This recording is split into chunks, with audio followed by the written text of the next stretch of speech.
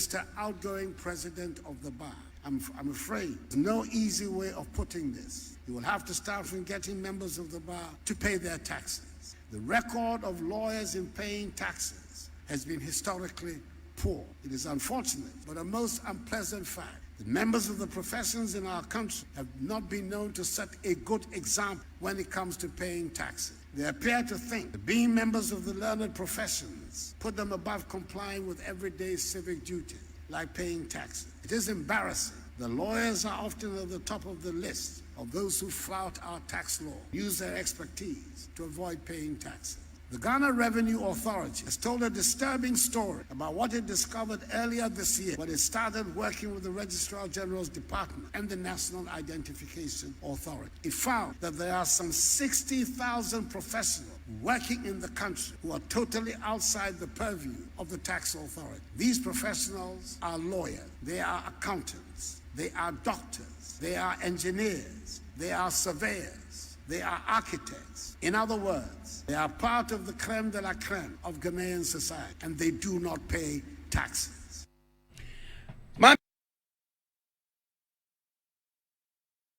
Of the day, the Ambassador Kanyebu on the issue of Ira Mahama, ex-president John Mahama, Ninsema Okano. The Ambassador Mekanye, MPP as a party.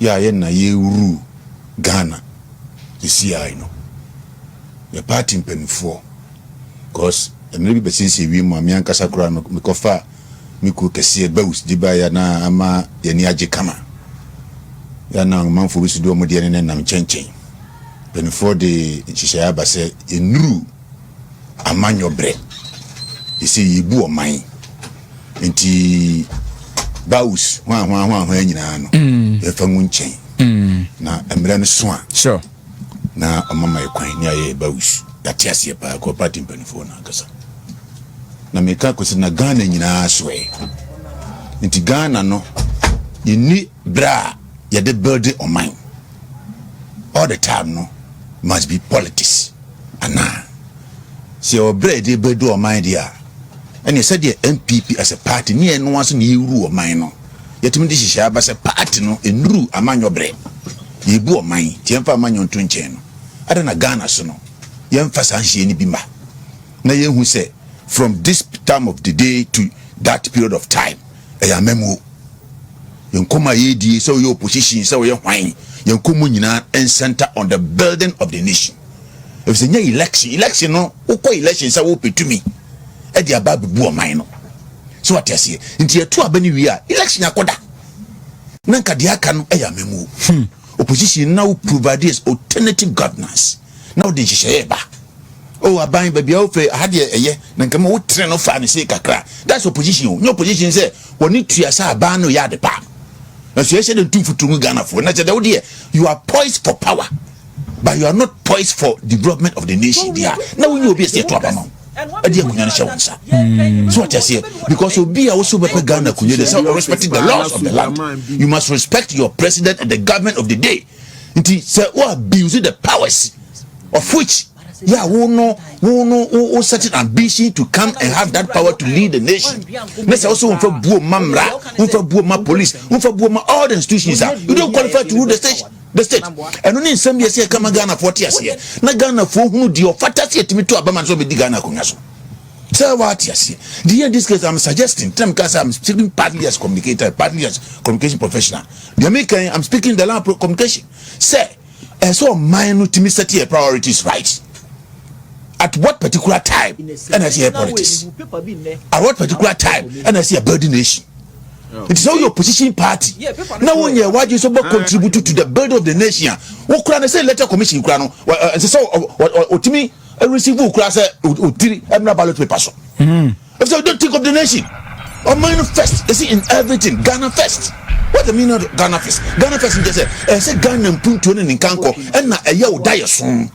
Na mnero do sie be pa konwa na enama no mo pa bia Ghana fo hu se hu tumo o man no wodwene wo mo ho ne sa de benti no wotimi consider to abanama so na me cho no ye we Mahama Yewura ex president ne sama okay mpo wakan sam Ghana man no also person be do almost no say asem na ko entwa yi twisan was be gira de me gina utie nipa wetin tintinti sa nipa we no ene wono no simbre bi ba oba be ka say to oba ma no metena kunya no so owo position kura na all paade akode ahobrase ene be pe no woturu gina wokon ho wohuri o gina wokon na de tumi ni manu a ya tumi ni nyina be di nisem no e ho na be ka say obedie. And you said it is hard time say you synthesize Ghanaians no mo hu nipa o ka say sie tie no when you want say sie tie no I should say hey Mahama Yura ni sama o ka no any politics where we shouldn't take it as politics, but what we should take it as obia nipa bia o pese o de Ghana ko yenim. Hey, I'm telling you politics no dia you fan to change so o kan should be about president agenda 111 na na so fa na politics but me ni problem o hu so me ni problem o hu na mom so utimi kasa call for mayhem now person will tamper with the peace of the nation dear we no be say so asem so say we politics na we never the whole ko nyina obi kura ye ku ya UN AU who said ne kura no president me virtual what you say na wo di ko Ghana justify sa ku no ma ye no papa wo sama o kan nyina kura che say the person who say nka bi kura Ghana ha na o kasa asem we ya na nya bere na discuss no na ye ni age ho so what you say the person me kan yi na H.E Akufo Addo is the president of the state. Wayini na pan for no mo ye adwuma no state no so ya chichem into facets institutions emu miensa and the police, the national security, and then the police, national security, and the interior ministry. But what you say, internally, yambambo, and when someone gets assembly will be free no more kabia. Listen, no Ghana constitution, no, there is some code to be not a provision in the constitution will say the law is no respecter of person. Sure. So must we say Obidi was a political spectacle. He has been vice president before.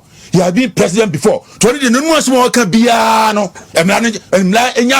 calling for the arrest of the former president? What I'm trying to say is I'm not calling for that. Should be but what I'm saying, you know, I'm synthesizing, I'm drawing the attention of the security apparatus. What you planning, Avram Bemushi? Okatachi, a free finance, and one it San Quasiafo Bebreben wanted to parliament. Silence, I don't will be. Ah, Omobi. The moon country Avram Bemushi, common sense family. Mulida, Wope 2024, or best standing. Or no Okatachi, this year be a not third force. You're not third force there, hooray. Support, best support. Na yenya, Omienu. Oma dakwe bobo bang bang bang bang bang.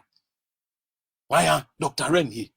Edi asemwa ye call electoral commission ye call register mu mienu as political party 2024 because obi say all die be die obi so say do or die all die be die do or die yempe wo mu bia yempe do or die and yempe all die be die hypocrite Ghanaians mu mienu nyina ene Bahama koka do or die dey say hey mama ana MPP for say ana Bahama ana opeso eden ana won fa ne banko or twin Akufo Addo ka so all die be die no ene de won fa ne banko won fa ne ba jane nkromo de ne koye mo ka so bi sro obi ensro bia ho me say me nim baby a me call enti me nsro wo sometimes when we talk these things some people think we are like me hunu ni me Kumasi as a Ghana Black Stars any Egypt e wo Kumasi abontene so munkobusa ye frɛ ne sɛn mo nyantechi no munkobusa no munkobusa no say Ghana Black Stars any Egypt munkobusa no what miracles they see e wo frɛ ne sɛn stadium miracles they see here munkobusa say Dr. Ren say nyantechi Dr. Ren say yembebusa say ekwan be nsu na Ghana for fire wo mo hye Egypt for e wo Kumasi America World Cup munkobusa no o dwan. Physically, we are prepared. Spiritually, we came ready. What you say? Yenim baby a. Munkobu samo mo. Your friend is saying mo munipa we. Abrantie ye ne. De bia meka se na no sonny sense. Sonny ya de